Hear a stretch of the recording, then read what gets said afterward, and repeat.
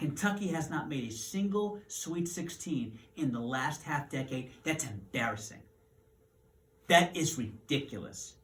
And you have John Calipari, a guy, by the way, that has coached 35 first-round Kentucky Wildcat players in terms of making the NBA, and he's got one national championship to show for it. And we all know that was 2012. The guy had 2 first-ballot Hall of Famers, in Anthony Davis and Devin Booker. Willie Cauley-Stein was pretty good too. And they are lucky, and they better be thinking they're lucky stars, that a guy in Kendall Marshall got hurt for UNC as their starting point guard. Otherwise, UNC would have run through everybody.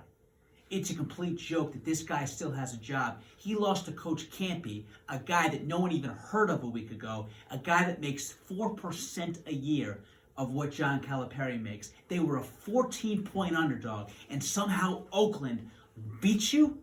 Come on. What are we doing?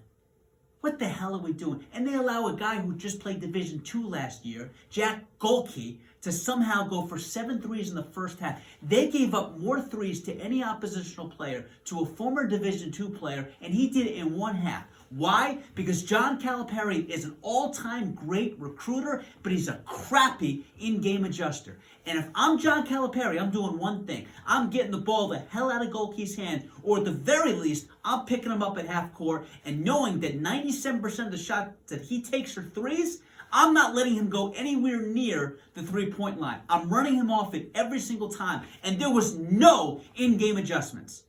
How is that a guy that you want coaching your program?